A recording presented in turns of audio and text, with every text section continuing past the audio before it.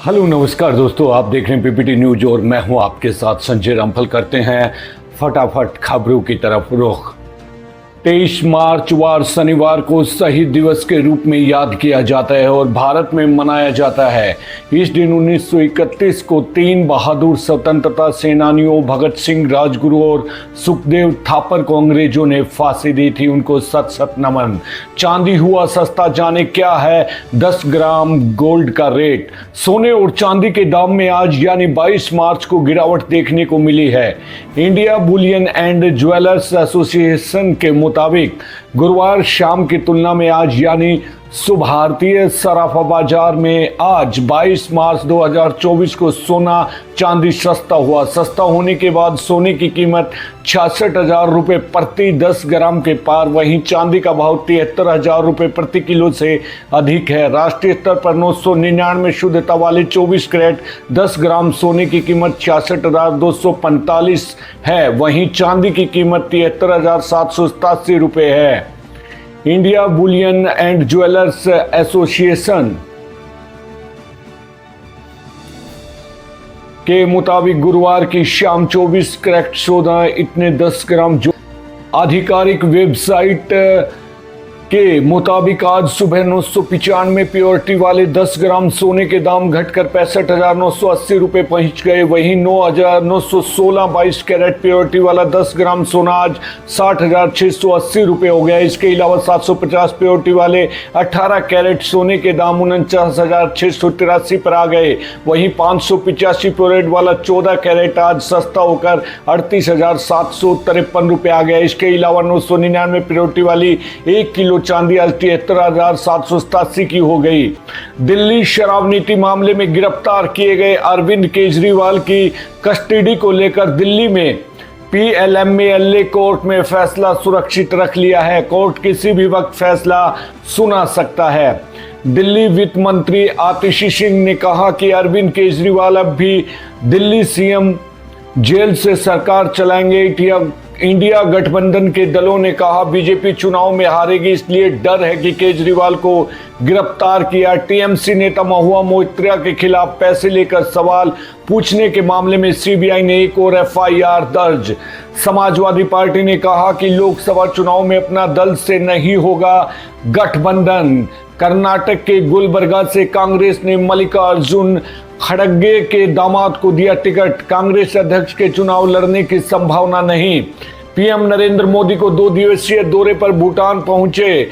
ओडिशा में बीजेपी लोकसभा की सभी 21 और विधानसभा की 147 सीटों पर अकेले चुनाव लड़ेगी।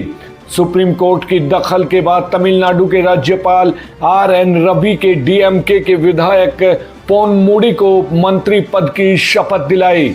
सुप्रीम कोर्ट शुक्रवार को भारत राष्ट्र समिति के नेता के कविता को तत्काल राहत देने से इनकार कर दिया। कोर्ट ने उन्हें ट्रायल कोर्ट का रुख करने को कहा है। जैसे जैसे 2024 के लोकसभा चुनाव के प्रचार का शोर बढ़ेगा, मतदाताओं के जहन में एक शब्द सबसे ज्यादा घर करने वाला है और वो है गारंटी। गारंटी के 7 दशकों के चुनावी इतिहास की जाने पहचाने शब्द वायदे की जगह ले ली है। राजनीतिक पार्टियां जिसका जिक्र लंबे चौड़े मैनिफेस्टो में करती थी। इस शब्द पिछले साल चर्चा में तब आया जब कर्नाटक विधानसभा में चुनाव में कांग्रेस पार्टी की रणनीति टीम ने जनता से जुड़े 5 गंभीर मुद्दों पर ध्यान केंद्रित किया, जो बढ़ती महंगाई के कारण गरीब परिवारों पर आर्थिक बढ़ते दबाव और अन्य मुद्दों से जुड़े हुए थे। पिछले अप्रैल में कर्नाटक में इस शब्द की लोकप्रियता इस स्तर पर पहुंच गई कि महिलाओं ने पार्टी प्रचारकों के सामने गुस्सा जाहिर करते हुए कहा कि उन्हें गारंटी छापा कागज नहीं मिला। मध्य प्रदेश, राजस्थान, छत्तीसगढ़, तेलंगाना और मिजोरम के विधानसभा चुनाव में यह चुनावी शब्दावली का हिस्सा बन गया। यहां तक कि प्रधानमंत्री नरेंद्र मोदी ने भी एक सार्वजनिक सभा में कहा था कि आजकल एक नया शब्द इस्तेमाल हो रहा है जिसे गारंटी कहा जाता है। तब से सभी मीडिया प्लेटफॉर्मों में, विशेषकर टेलीविजन पर, हर एक विज्ञापन गांव में पीने के पानी की आपूर्ति से लेकर किसानों को नकदी मदद और भारत को $5 ट्रिलियन की अर्थव्यवस्था बनाने तक का वादा, ये मोदी की गारंटी है के साथ समाप्त हो रहा है। कांग्रेस पार्टी के लिए इन गारंटियों ने कर्नाटक और तेलंगाना के विधानसभा में बखूबी काम किया है, लेकिन मध्य भारत के राज्यों में नतीजे देने में विफल रहा। कांग्रेस ने उसी नक्शे कदम को अपनाया, लेकिन लोकसभा चुनाव के लिए अधिक विस्तृत कर दिया है। ताजा गारंटियों में हिस्सेदारी न्याय, किसान न्याय, श्रमिक न्याय, युवा न्याय और नारी न्याय है। इन गारंटियों में राष्ट्रव्यापी जाति आधारित जनगणना, आरक्षण पर 50% की सीमा हटाना, किसानों के लिए न्यूनतम समर्थन MSP, कृषि की लागत जो GST मुक्त करना, स्वास्थ्य अधिकार, न्यूनतम मजदूरी 400 रुपये प्रतिदिन, केंद्र सरकार में 30 लाख नई सरकारी नौकरियां देना, सभी शिक्षित युवाओं को अप्रेंटिसशिप भत्ता, गरीब परिवारों की महिलाओं को 1 लाख रुपए प्रति वर्ष समेत अन्य वायदे शामिल हैं। तो सवाल ये है, क्या इन आकर्षक गारंटियों से पार्टी चुनाव जीत सकती है? जाने माने विश्लेषक और CADS के पूर्व डायरेक्टर डॉक्टर संजय कुमार ने कहा कि एक क्रिकेट टीम में अगर आपके पास 5 अच्छे गेंदबाज हैं, लेकिन अच्छे बल्लेबाज या फीडर नहीं है, या अच्छे बल्लेबाज हों और गेंदबाजी बहुत कमजोर हो, तो आप मैच नहीं जीत पाएंगे। आपको एक कॉम्बिनेशन की जरूरत होगी। केवल गारंटियों के मार्फत न तो बीजेपी और ना ही कांग्रेस चुनाव जीतने की उम्मीद कर सकती है। पूरे देश में अलग अलग घेरों में एक गंभीर बहस चल रही है कि क्या गारंटियां सरकार या राष्ट्र की अर्थव्यवस्था की कीमत पर लोगों को फायदा पहुंचाती है। बेंगलुरु के राजनीतिक टिप्पणीकार रविंदर रसीव ने एक इंटरव्यू में कहा कि अभी तक राजनीतिक पार्टियां चुनाव के दौरान खर्च करने और लगभग सत्ता को खरीदने के लिए काले धन का इस्तेमाल करती थी। अब वो कैश ट्रांसफर और मुफ्त देने का वादा गरीब लोगों के दिमाग और दिल को जीतने की कोशिश कर रही है। रविंदर का विचार है कि एक गरीब परिवार की एक महिला को हर साल 1 लाख रुपए देने का वादा कर राहुल गांधी ने गारंटियों को एक नए स्तर पर पहुंचा दिया है। मान लीजिए समाज के इस हिस्से में 25 करोड़ महिलाएं हैं। सरकार को सिर्फ एक गारंटी पर सालाना 25 लाख करोड़ रुपए खर्च करना पड़ेगा। इसके लिए पैसा कहां से आएगा, कितने समय तक ये जारी रह सकता है, वो तमाम बातें हैं। दूसरी तरफ उनका तर्क है कि प्रधानमंत्री का रवैया अलग है।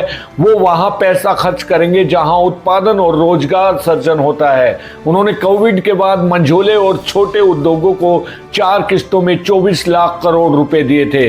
किसान सम्मान निधि में हर किसान को 3 किस्तों में 6,000 रुपए दिए गए। उन्होंने स्पष्ट किया है कि उनकी आत्मा यूं ही पैसे ट्रांसफर करने की इजाजत नहीं देगी। रविंद्र रसीम का मानना है कि मोदी ने टिकाऊ विकास का काम किया है।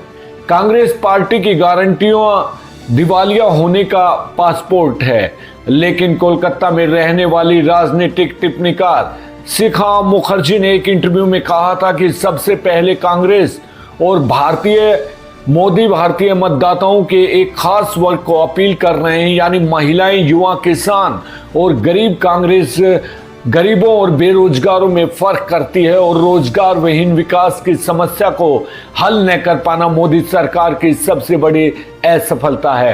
रोजगार विहीन विकास किसी भी देश के लिए अच्छी चीज नहीं है, क्योंकि लंबे वक्त में यह राजनीतिक रूप से अस्थिरता का सबब हो जाता है। वो मानती है कि कांग्रेस की गारंटी में कुछ भी गलत नहीं है, क्योंकि वह सत्ता में थी तो अधिकार दे रही थी, नीतियां और कार्यक्रम बना रही थी।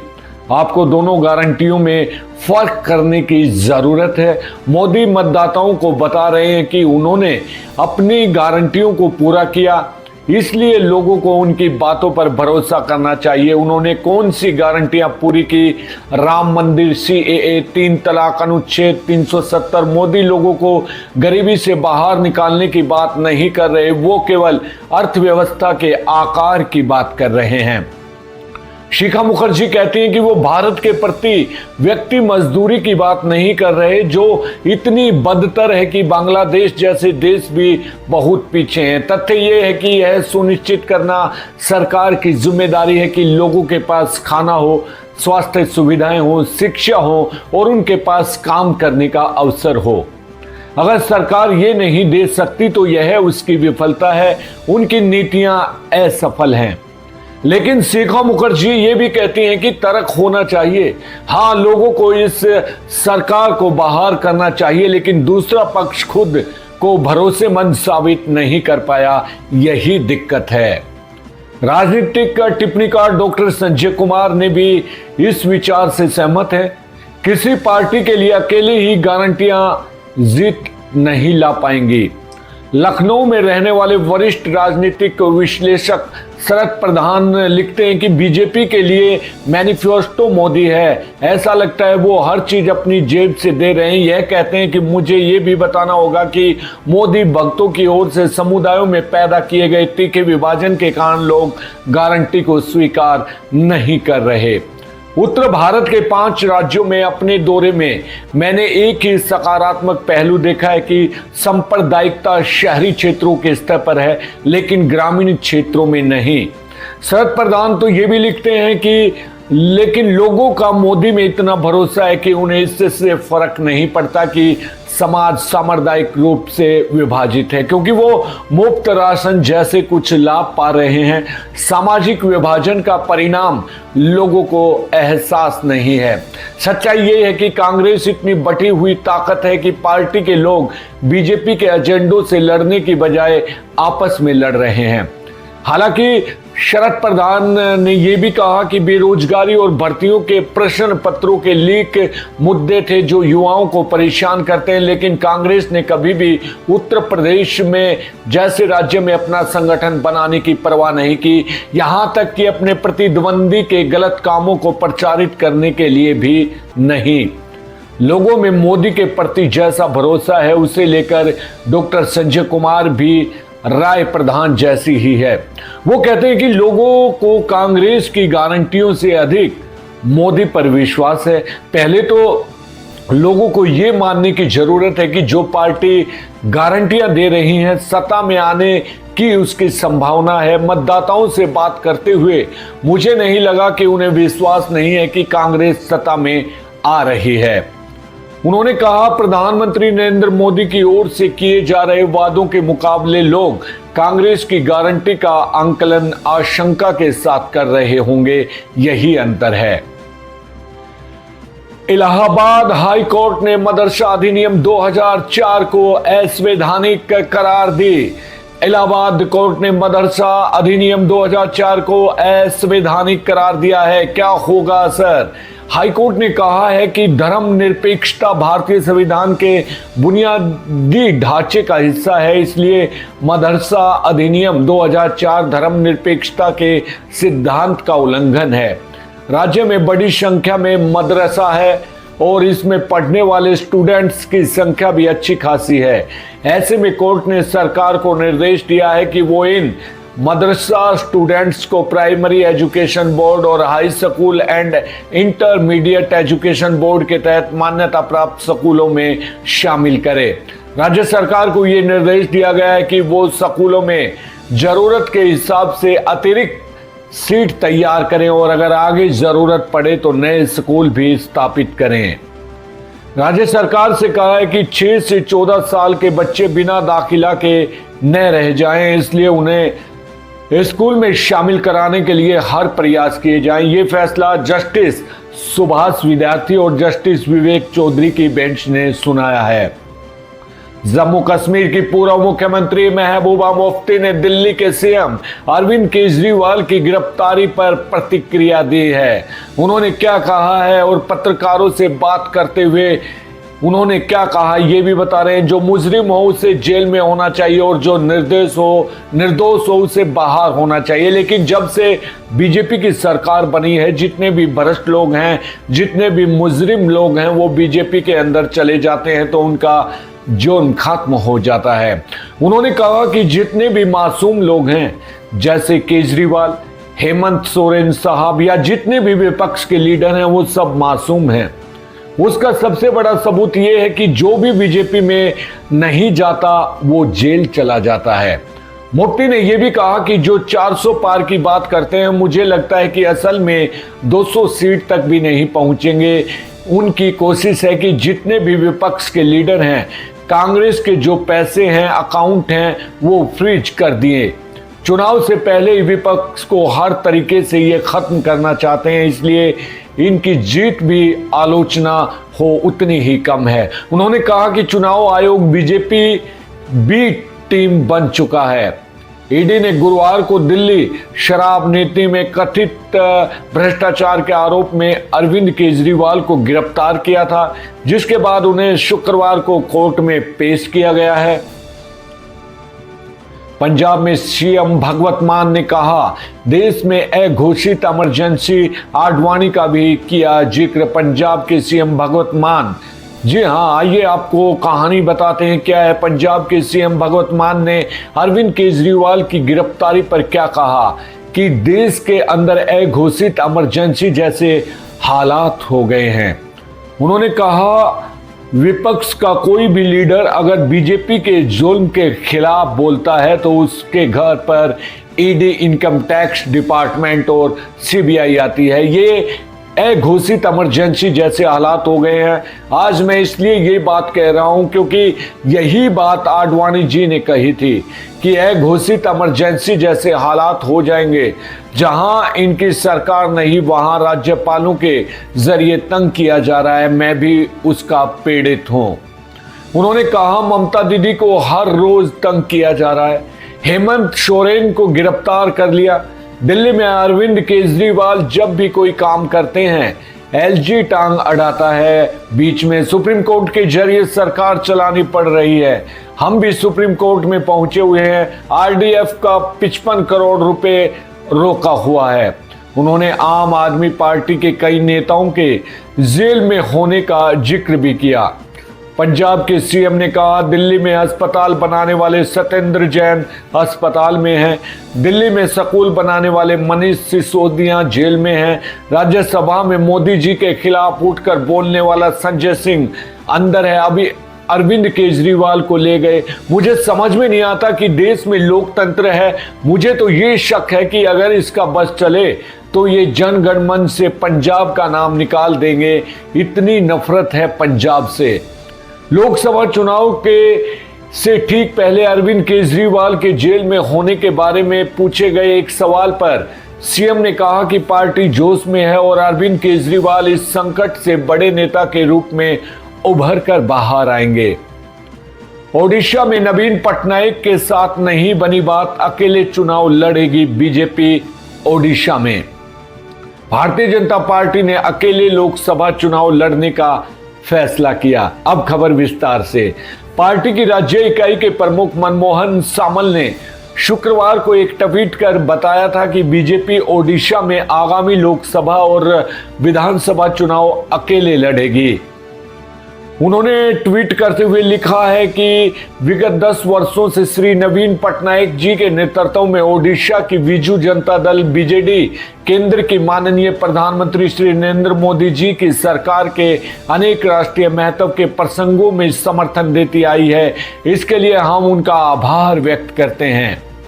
लेकिन आज ओडिशा में मोदी सरकार की अनेक कल्याणकारी योजनाएं जमीन पर नहीं पहुंच पा रही, जिससे ओडिशा के गरीब बहनों भाइयों को उनका लाभ नहीं मिल पा रहा है। ओडिशा अस्मिता, ओडिशा गौरव और ओडिशा के लोगों के हित से जुड़े अनेकों विषयों पर हमारी चिंताएं हैं।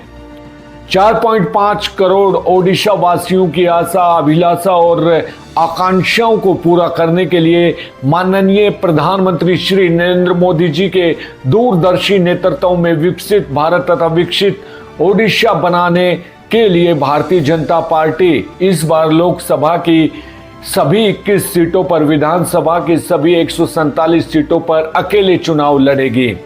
5 मार्च को ओडिशा के पूर्व मुख्यमंत्री विजू पटनायक की जयंती पर पीएम मोदी ने नवीन पटनायक को अपना मित्र कहकर संबोधित किया था।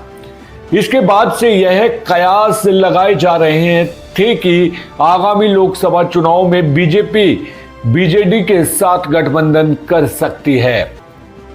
वहीं हाल ही में राज्यसभा चुनाव में बीजेडी ने बीजेपी के उम्मीदवार अश्वनी वैष्णव का समर्थन भी किया था।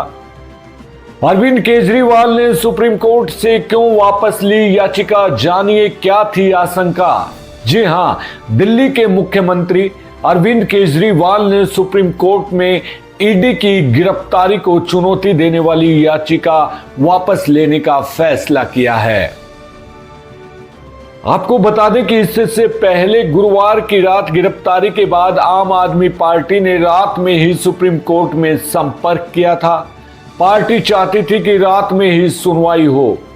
केजरीवाल के वकील अभिषेक मनु सिंघवी ने सुप्रीम कोर्ट के जज जस्टिस संजीव खन्ना को सूचित किया कि केजरीवाल ने अपनी याचिका वापस लेने का फैसला किया है और वो ईडी की रिमांड का सामना करने के लिए तैयार हैं।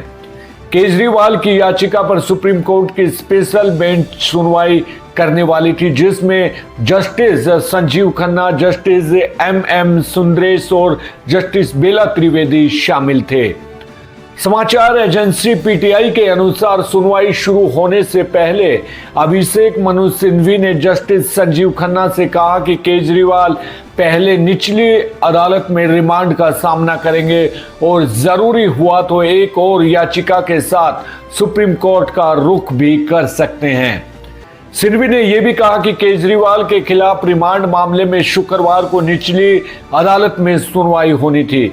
इसी दिन सुप्रीम में भी सुनवाई हो रही है, ऐसे में उन्हें अपनी याचिका वापस लेने की इजाजत दी जाए।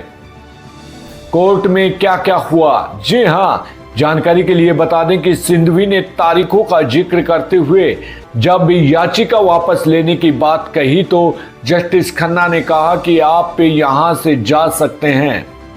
सिंघवी ने जस्टिस खन्ना से कहा कि वह रजिस्ट्री में एक पत्र देना चाहते हैं जिसे कोर्ट मास्टर तक पहुंचा दिया जाए। इस पर जस्टिस खन्ना ने पत्र सौंपने की इजाजत दे दी। इससे पहले सुप्रीम कोर्ट ने दिल्ली शराब मामले में तेलंगाना की राजनीतिक पार्टी भारत राष्ट्र समिति यानी बीआरएस की नेता के कविता की जमानत याचिका को खारिज कर दिया था। ऐसे में अरविंद केजरीवाल को भी डर रहा होगा कि इस मामले में भी ऐसा ही हो सकता है। सुप्रीम कोर्ट ने के कविता को कहा कि किसी नेता की जमानत याचिका होने भर से निचली अदालत को बाईपास नहीं किया जा सकता। सर्वोच्च अदालत ने के कविता से जमानत के लिए निचली अदालत में जाने को भी कहा था। इससे पहले साल फरवरी में इसी बेंच ने गिरफ्तारी के खिलाफ झारखंड के मुख्यमंत्री हेमंत सोरेन की याचिका पर सुनवाई से इनकार कर दिया था। सुप्रीम कोर्ट ने सोरेन से कहा था कि इसके लिए उन्हें रांची हाई कोर्ट में जाना चाहिए। ऐसे में केजरीवाल को सुप्रीम कोर्ट से बहुत उम्मीद नहीं थी और उन्होंने याचिका वापस लेना ज्यादा ठीक समझा। ईडी ने गुरुवार रात नई दिल्ली स्थित केजरीवाल के आवास से उन्हें गिरफ्तार किया था। उन्हें आबकारी नीति से जुड़े मनी लॉन्ड्रिंग के मामले में भी गिरफ्तार किया गया है। इससे पहले ईडी ने केजरीवाल को 9 सम्मन भेजे थे जिनमें उन्हें पेश होने के लिए भी कहा गया था। आजाद भारत में यह पहली बार है जब पद पर रहते हुए किसी मुख्यमंत्री को गिरफ्तार किया गया है। केजरीवाल की गिरफ्तारी दिल्ली हाई कोर्ट के उस फैसले के बाद हुई जिसमें कोर्ट ने ईडी के खिलाफ उन्हें गिरफ्तारी से सुरक्षा देने से इनकार कर दिया था। अरविंद केजरीवाल अपने खिलाफ ईडी की जांच को अवैध बताते रहे हैं। विपक्षी पार्टियां भी अरविंद केजरीवाल की गिरफ्तारी की आलोचना कर रही है। उनका कहना है कि लोकसभा चुनाव से पहले झारखंड के मुख्यमंत्री हेमंत सोरेन के बाद दिल्ली के सीएम की गिरफ्तारी बताती है कि बीजेपी चुनाव में विपक्ष को साफ करने में लगी हुई है। शुक्रवार को ईडी केजरीवाल को कोर्ट में पेश कर सकती है। पहले पीटीआई ने अधिकारियों के हवाले से कहा था कि ईडी उन्हें रिमांड पर लेने की कोशिश करेगी। कानूनी मामलों पर खबर देने वाली वेबसाइट लाइव लॉ के अनुसार ये मामला चीफ जस्टिस डीवाई चंद्रचूड़ की अदालत में पेश होना था, लेकिन चीफ जस्टिस ने मामले से जुड़े दोनों पक्षों के वकीलों से कहा कि वो कोर्ट की स्पेशल बेंच के सामने पेश हों। दिल्ली शराब नीति मामले में कुछ दिन पहले ईडी ने बीआरएस नेता के कविता को भी गिरफ्तार किया था। उस वक्त इस मामले की सुनवाई के लिए कोर्ट की स्पेशल बेंच का भी गठन किया गया था। दिल्ली हाई कोर्ट ने क्या कहा, ये भी आपको बताएंगे। इससे पहले गुरुवार को दिल्ली हाई कोर्ट की डिवीजन बेंच ने केजरीवाल की याचिका की सुनवाई करते हुए ईडी के खिलाफ उन्हें गिरफ्तारी से सुरक्षा देने से इनकार कर दिया था। जस्टिस सुरेश कुमार केत और जस्टिस मनोज जैन की बेंच ने कहा था कि हमने दोनों पक्षों की दलीलें सुनी, हालांकि स्टेज में इसे हम कोई आदेश नहीं देना चाहते। कोर्ट का फैसला आने के बाद 12 सदस्यों की एक ईडी की एक टीम देर शाम केजरीवाल के आवास पर पहुंची। टीम ने वहां तलाशी ली और उनके हाथों में सम्मन दिए।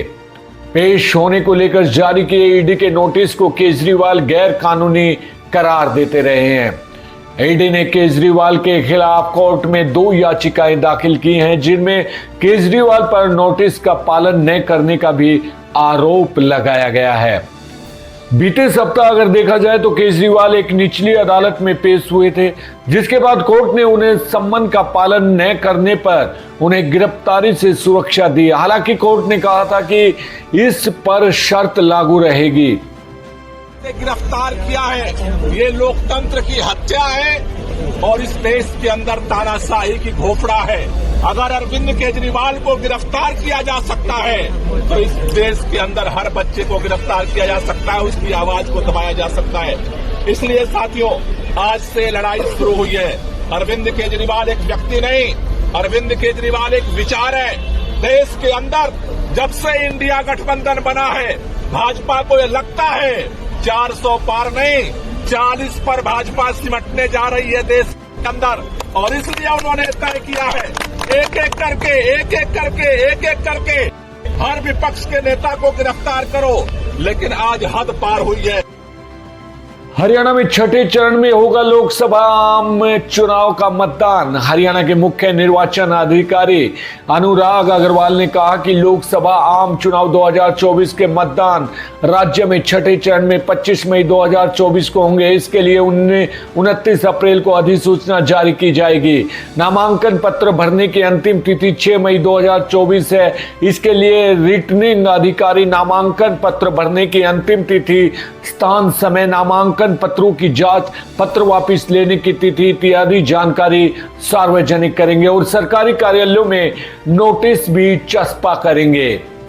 उन्होंने कहा कि नामांकन प्रक्रिया के दौरान प्रत्याशियों को रिटर्निंग अधिकारी आरओ, सहायक रिटर्निंग अधिकारी एआरओ के कार्यालय में अपने साथ अधिकतम 4 लोगों को लाने की अनुमति होगी। साथ ही आरओ तथा एआरओ कार्यालय की 100 मीटर की परिधि में अधिकतम 3 वाहन लाने की अनुमति होगी। अग्रवाल ने कहा कि लोकसभा आम चुनाव के लिए चुनाव लड़ रहे उम्मीदवारों को अधिकतम 95 लाख रुपए चुनाव खर्च की अनुमति है। इसके लिए उम्मीदवारों को अलग से बैंक खाता खुलवाना होगा और चुनाव खत्म होने के 1 माह के अंदर आयोग को चुनाव खर्च का ब्यौरा भी देना होगा। उन्होंने ये भी कहा कि चुनाव के लिए सामान्य श्रेणी के उम्मीदवारों के लिए सिक्योरिटी डिपॉजिट 25,000 रुपए है। अनुसूचित जाति व जनजाति उम्मीदवारों के लिए यह राशि 12,500 रुपए है। सिक्योरिटी डिपॉजिट नगद या ट्रेजरी के माध्यम से स्वीकार होगी। चेक या डिमांड ड्राफ्ट के माध्यम से इस राशि को स्वीकार नहीं किया जाएगा। उन्होंने ये भी कहा कि नामांकन भरने की पूरी क्रिया की वीडियोग्राफी भी कराई जाएगी और आरओ द्वारा सभी दस्तावेजों को सुरक्षित तरीके से रखा जाएगा। एक उम्मीदवार अधिकतम 4 नामांकन पत्र भर सकता है तथा 2 लोकसभा सीटों से चुनाव लड़ सकता है। नामांकन पत्र उम्मीदवार द्वारा या उसके प्रस्तावक द्वारा भरा जा सकता है। नामांकन पत्र डाक द्वारा नहीं भेजा जा सकता, बल्कि आरओ एआरओ के कार्यालय में व्यक्तिगत रूप से ही प्रस्तुत किया जाएगा। उम्मीदवारों को आपराधिक रिकॉर्ड करना होगा सार्वजनिक। जी हां, अनुराग अग्रवाल ने यह भी कहा है कि चुनाव लड़ रहे उम्मीदवार को अपने आपराधिक रिकॉर्ड यदि कोई है तो उसकी जानकारी भी सार्वजनिक करनी होगी। इसके लिए उम्मीदवार को फॉर्म 26 में एफिडेविट के साथ अपने आपराधिक मामले की पूरी जानकारी देनी होगी। इसके अलावा संबंधित राजनीतिक पार्टी को भी उम्मीदवार के आपराधिक मामले की जानकारी अपनी पार्टी की आधिकारिक वेबसाइट पर डालनी होगी। उन्होंने कहा कि नामांकन भरने के उपरांत उम्मीदवार और राजनीतिक पार्टी को समाचार पत्रों तथा टीवी चैनलों में भी कम से कम 3 बार आपराधिक मामले की जानकारी सार्वजनिक करनी अनिवार्य है। हरियाणा के भगत फूल सिंह महिला विश्वविद्यालय में नॉन टीचिंग पदों पर निकली भर्ती, ऐसे करे आवेदन। जानकारी के लिए बता दें कि हरियाणा राज्य सरकार के अधीन स्थित भगत फूल सिंह महिला विश्वविद्यालय ने नॉन टीचिंग पदों पर 106 पदों की भर्ती के लिए आवेदन प्रक्रिया की घोषणा की है। इस भर्ती के लिए आवेदन की प्रक्रिया आज से शुरू हो रही है और आवेदनकर्ताओं को 21 अप्रैल 2024 तक आवेदन करने का मौका मिलेगा। आपको ये भी बता दें कि इस भर्ती के लिए इच्छुक उम्मीदवार भगत फूल सिंह महिला विश्वविद्यालय की जो आधिकारिक वेबसाइट है bpsmw.in पर आवेदन कर सकते हैं। आवेदनकर्ताओं को आवेदन के साथ ऑनलाइन माध्यमों से 2000 रुपये का शुल्क भी जमा कराना होगा।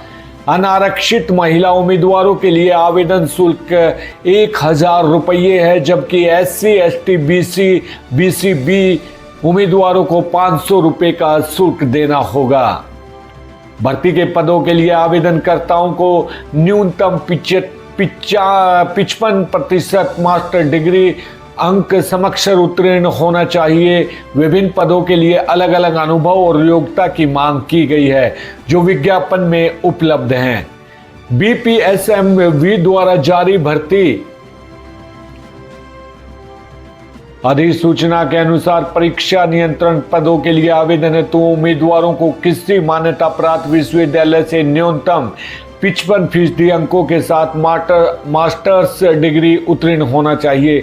साथ ही लेक्चरर के तौर पर 15 वर्ष या असिस्टेंट प्रोफेसर के तौर पर रिसर्च का 8 वर्ष का अनुभव होना अनिवार्य है। उम्मीदवारों की आयु 18 से 50 वर्ष के बीच होनी चाहिए। अन्य पदों के लिए जरूरी योग्यता की जानकारी उम्मीदवार भर्ती अधिसूचना में देखें। हरियाणा के सीएम नायब सैनी पहुंचे अंबाला। पूर्व मंत्री अनिल विज से हुई मुलाकात। इन दोनों की मुलाकात में क्या हुआ? हरियाणा के मुख्यमंत्री नायब सिंह सैनी ने अंबाला में एक महत्वपूर्ण दौरे का आयोजन किया। इस दौरान उन्होंने पूर्व मंत्री अनिल विज से अपने निवास स्थान पर मुलाकात की। रिपोर्ट्स के मुताबिक बंद कमरे में लगभग 40 मिनट तक चली इस बातचीत के दौरान सीएम और अनिल विज के बीच विभिन्न मुद्दों पर चर्चा हुई। इस मुलाकात को एक संदर्भ में देखा जा रहा है कि नाराज अनिल विज को मनाने की कोशिश शुरू हो गई है। हरियाणा में भाजपा और जसपा का गठबंधन टूटने के बाद सीएम मनोहर लाल ने अपनी पूरी कैबिनेट समेत इस्तीफा दे दिया था। इसके बाद नए मुख्यमंत्री चुनने के लिए विधायक दल की बैठक अनिल विज अचानक मीटिंग से नाराज होकर निकल गए थे। इस बैठक के बाद शाम को नायब सैनी के शपथ समारोह में कार्यक्रम में भी अनिल विज नहीं पहुंचे थे। सीएम नायब सिंह सैनी ने इस मौके पर कहा कि अनिल विज हमारे वरिष्ठ नेता हैं और उनका आशीर्वाद हमेशा हमें मिलता है। वह उनके मार्गदर्शन से हमें हरियाणा की 10 से 10 लोकसभा सीट जीतने की योजना बना रहे हैं। उन्होंने कहा कि अनिल विज के मार्गदर्शन से ही हमने प्रधानमंत्री नरेंद्र मोदी के नेतृत्व में हुए कार्य को आगे बढ़ाया और उन्हें और अधिक समर्थन प्रदान करना है। अनिल विज ने भी पत्रकारों को बताया कि उनकी मुलाकात सीएम से हुई है और उसमें कुछ महत्वपूर्ण बातें हुई हैं। उन्होंने ये भी कहा कि वह बीजेपी के अन्य भक्त हैं और उन्हें किसी भी प्रकार की नाराजगी नहीं है। सोशल मीडिया पर एक वीडियो वायरल हो रहा है जिसमें एक पिता अपनी बेटी की शादी के बदले दूल्हे को मनचाहा पैसा ऑफर कर रहा है। यह वीडियो हरियाणा के एक व्यापारी द्वारा बनाया गया है जिसने अपनी बेटी के लिए अनोखी शादी की प्रस्तावित व्यवस्था की है। पिता के द्वारा बनाए गए वीडियो में उनकी बेटी नजर आती है और उन्होंने कहा है कि उन्हें एक हफ्ते के अंदर अपनी बेटी की शादी करनी है और जो भी दूल्हा उनकी बेटी से शादी करेगा उसे एक खाली चेक देकर मनचाहा पैसा भरने का मौका दिया जाएगा। वीडियो के बारे में बात करते हुए एक नागरिक ने यह भी बताया कि पिता एक कबाड़ व्यवसायी है और इससे पैसों की कमी नहीं है। उन्होंने अपनी बेटी के लिए ऐसा प्रस्ताव किया है ताकि उसकी बेटी की शादी खुशियों और समृद्धि के साथ हो सके। सोशल मीडिया पर यह वीडियो वायरल होने के बाद कई लोगों ने इस पर अपनी राय और प्रतिक्रिया भी दी है। कुछ ने इसे अद्भुत और हटकर माना है जबकि कुछ लोग इसे नकारात्मक पहलू मानते हैं। इस तरह के मामले पिछले कुछ समय से ही सोशल मीडिया पर दिखाई दे रहे हैं। लोग अपनी बेटियों के लिए शादी के लिए दूल्हे ढूंढने के लिए सोशल मीडिया पर एक्टिव हो रहे हैं। इसके अलावा कुछ लोग अपने पत्नी या बेटियों के लिए दूल्हा तलाशते हुए भी सोशल मीडिया का इस्तेमाल कर रहे हैं। इनमें से कुछ मामले असली होते हैं जबकि कुछ मामले फेक भी होते हैं और जो लोग सोशल मीडिया पर इसे सिर्फ ध्यान आकर्षित करने के लिए करते हैं। इस वीडियो में पिता ने अपनी बेटी की शादी के लिए एक अनोखा तरीका चुना जो कि लोगों की ध्यान खींचने में कामयाब हो रहा है। एल्विश यादव केस में नई अपडेट, 27 मार्च को सुनवाई की तारीख तय। अब खबर विस्तार से। नोएडा जेल में बंद यूट्यूबर एल्विश यादव की मुश्किलें कम होने का नाम नहीं ले रही। उनके खिलाफ गिरफ्तारी के बाद अब एक गुरुग्राम की एक अदालत में उनकी सुनवाई होगी। यह मामला सेगर ठाकुर उर्फ मैक्सटन के साथ जुड़े मारपीट के मामले में बताया जा रहा है। नोएडा पुलिस ने एल्विश यादव को 17 मार्च को गिरफ्तार किया था और अब उन्हें 27 मार्च को गुरुग्राम की एक अदालत में पेश किया जाएगा। गुरुग्राम की प्रथम श्रेणी न्यायिक मजिस्ट्रेट हर्ष कुमार की अदालत में उन्हें पेश होने की तिथि तय की है। नोएडा पुलिस के मुताबिक एल्विश यादव को एक वीडियो से सेंगर ठाकुर की पिटाई करते हुए देखा गया था। उसे मैक्सटन के नाम से भी जाना जाता है। यह घटना के बाद सेंगर ठाकुर ने पुलिस से संपर्क किया और एल्विश यादव और अन्य लोगों के खिलाफ शिकायत दर्ज कराई। गुरुग्राम के सेक्टर 53 के थाना प्रभारी राजेंद्र कुमार ने जानकारी देते हुए बताया कि पुलिस ने उनके प्रोटेक्शन वारंट की मांग करते हुए बुधवार को अदालत में एक आवेदन दायर किया था। नोएडा पुलिस के एल्विश यादव के खिलाफ एनडीपीएस की 6 धाराओं को लगाया गया था जिसमें से कोर्ट ने 2 धाराओं को हटा दिया है। अब उन पर 4 धाराएं ही लागू होंगी। एल्विश यादव को दायर की गई बेल याचिका पर कोर्ट ने कहा कि नई याचिका दायर की जाएगी। यहां उनकी विचारधारिता की तारीख तय की गई है। एक एप्लीकेशन मूव की है कि कल पुलिस ने कुछ धाराएं बढ़ाने के लिए ऑनरेबल कोर्ट में एप्लीकेशन दी थी, वो बढ़ाई गई हैं। तो क्योंकि हमारी एप्लीकेशन में वो धाराएं पहले नहीं थी, बाद में बढ़ाई गई हैं, तो हमने अपनी बेल एप्लीकेशन में भी वो धाराएं बढ़ाए जाने के लिए ऑनरेबल कोर्ट से रिक्वेस्ट की और सुनवाई पे कल के लिए डेट लगी है। जिस तरीके से जो धाराएं बढ़ाई गई हैं, कितनी चुनौतीपूर्ण और कौन सी धाराएं बढ़ाई गई? देखिए, वकालत में हर चीज़ चुनौतीपूर्ण होती है। कोई भी धाराएं बढ़ाई जाएंगी या घटाई जाएंगी, सब चुनौतीपूर्ण होता है वकालत में। कौन सी धाराएं जो पुलिस ने कोशिश की थी बढ़ाने के लिए, कौन सी धाराएं? वो जो पुलिस ने एप्लीकेशन दी थी उनको बढ़ाने के लिए ऑनरेबल कोर्ट के समक्ष दी गई थी। और section 22, section 27, 27A, section 29, 30, 32 NDPS act इसके लिए दी गई थी। लेकिन ऑनरेबल कोर्ट ने जो बढ़ाने का क्या है उसको कहा है कि सेक्शन 22, सेक्शन 29, 30 और 32 बढ़ाया जाता है और एक सेक्शन 20 जो पहले लिया गया उसको डिलीट कर दिया गया। सर, बात करें तो पूरे केस में आप क्या विकल्प देखते हैं और किन किन ग्राउंड से आप बेल पर जा रहे हैं? देखिए, बेल तो ये है कि हमारा ग्राउंड्स तो ये हैं कि उसके कॉन्शियस पोजीशन से कोई रिकवर नहीं है। पहले जो पकड़े गए थे जिनसे बरामद है वो एनडीपीएस एक्ट का सब्सटेंस, उसकी एफएसएल रिपोर्ट के आधार पे बढ़ाया है एनडीपीएस एक्ट। ऑफिशियल रिपोर्ट क्या कहती है? आपने ऑफिशियल देखिए, एफएसएल रिपोर्ट हमें देखने के लिए नहीं मिली है, लेकिन पुलिस ने जब अपना पक्ष ऑनरेबल कोर्ट के समक्ष रखा था तो उन्होंने कहा था कि इसमें मॉर्फिन के तत्व पाए जाते हैं जो एनडीपीएस एक्ट में कवर हो।